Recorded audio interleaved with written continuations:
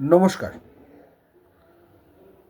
কয়েকজন জিজ্ঞেস করছেন যে তাদের টেনেন্টের এগেনস্টে যে মামলা করেছিলেন তাতে টেনেন্টের 7172 রিজেক্ট হয়ে গেছে উইদিন টাইমে ফাইল না করার জন্যে, এবং একজনের রিজেক্ট হয়েছে 71 অ্যাডমিটেড রেন্ট উইথ 10% ইন্টারেস্ট জমা দেননি বলে।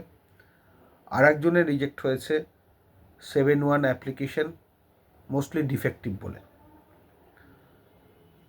যে ডিফেক্টটা ইনকিউরেবল ডিফেক্ট, যেটা কোনো রকমভাবে কিওর হবে না। এবার তারা জিজ্ঞেস করছেন যে এর পরে কী হবে, তারা 73 অ্যাপ্লিকেশান ফাইল করবেন কি করবেন না, এবং 73 অ্যাপ্লিকেশান করার পরে বা 73 অ্যাপ্লিকেশান যদি না হয় তখন কি হবে। দেখুন, 73 অটোমেটিক হয়ে যায়, তবে আমার মতে বলে 73 করার জন্য একটা স্পেসিফিক অ্যাপ্লিকেশান করাটা দরকার। তাতে কেন আপনি 73 করতে চাইছেন, তার কারণ কি, কোথায় ডিফল্ট, কিভাবে ডিফল্টার হয়েছে, কতদিনকার ডিফল্টার, আদৌ সে কোর্টে ভাড়া জমা দিয়েছে কি না, বা রেন্ট কন্ট্রোলে জমা দিলে রেন্ট কন্ট্রোলের ডিপোজিটটা ভ্যালিড কি না, এটা মাথায় রাখবে। রেন্ট কন্ট্রোলে জমা দেওয়া মানেই কিন্তু ভ্যালিড ডিপোজিট নয়, বোনাফাইড ডিপোজিট নয়। রেন্ট কন্ট্রোলে জমা দেওয়াটা ভ্যালিড কি ইনভ্যালিড ডিপোজিটটা কোর্ট বিচার করে। শুধু রেন্ট কন্ট্রোল টাকা জমা দিয়ে দিলাম, পোস্ট অফিসে যেরকম ফেলার মতো, চিঠি পৌঁছলো কি পৌঁছলো না ঠিক নেই, এবং চিঠিটা ঠিক লেখা হয়েছে কি হয়নি সেটা যেমন কোর্ট বিচার করে, তেমনিভাবে পোস্ট অফিসে টাকা এই রেন্ট কন্ট্রোলে টাকা জমা দেওয়াটাও ঠিক সেই রকম।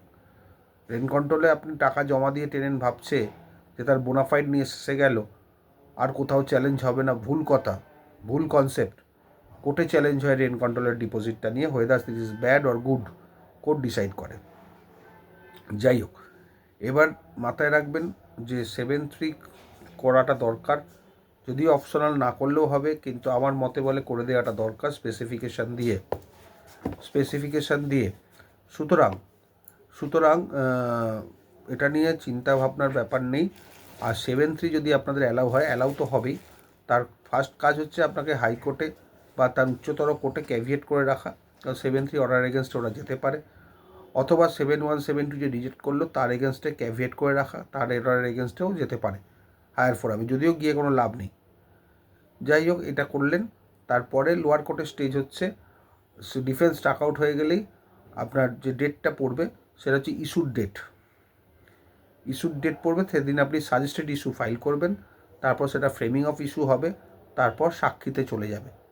ডিফেন্স টাক আউট হলে ডিফেন্ডেন্ট লয়ার আপনাকে ক্রস করতে পারবে, কিন্তু নিজে কোনো সাক্ষী দিতে পারবে না, বা রিটেন স্টেটমেন্টটা অ্যাকসেপ্ট হিসেবে গণ্য হবে না। ডিফেন্স টাক আউট মানে এই নয় যে ডিফেন্ডেন্টের লয়ার ক্রস করতে পারবে না, অ্যাবসলিউটলি ভুল কনসেপ্ট। ডিফেন্ডেন্টের লয়ার সবসময় ক্রস করতে পারে on all points including notice point, কিন্তু নিজস্ব কোনো ডিফেন্স বা অ্যাফিডেভিট ইন চিফ ডিফেন্ডেন্ট দিতে পারবে না, এবং কোনো রকম সাক্ষী দিতে পারবে না। এটাই ডিফেন্স টাক আউটের মানে। এবার ডিফেন্স টাক আউট হয়ে গেলে ইস্যু ফ্রেম হবে, ইস্যু ফ্রেমের পরে আপনাকে সাজেস্টেড ইস্যু জমা দিতে হবে, তারপর ইস্যু ফ্রেম হবে। আর একটা কথা বলে দিই, সাজেস্টেড ইস্যু জমা না দিলেও কোর্ট নিজে থেকে ইস্যু ফ্রেম করে দেয়, সেই দিন আপনাকে দাঁড়িয়ে বলতে হবে কোর্টে কোন কোন পয়েন্টে ইস্যুটা ফ্রেম হবে, এইটুকু বললেই যথেষ্ট।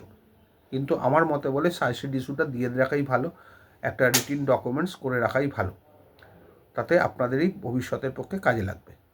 তাই হোক, তারপরে হবে আপনার ক্রস হবে, আপনার প্লেন্টিভ এফিডেভিট চিপ দেবে, ডিফেন্ডেন্ট ক্রস করবে, ওইখানেই শেষ। তারপরে আর্গুমেন্ট হবে, ডিফেন্ডেন্ট আগে আর্গুমেন্ট করবে, তারপর প্লেন্টিভ আর্গুমেন্ট করবে, জেতার মতো কেস হলে জিতবেন, হারার মতো কেস হলে হেরে যাবেন।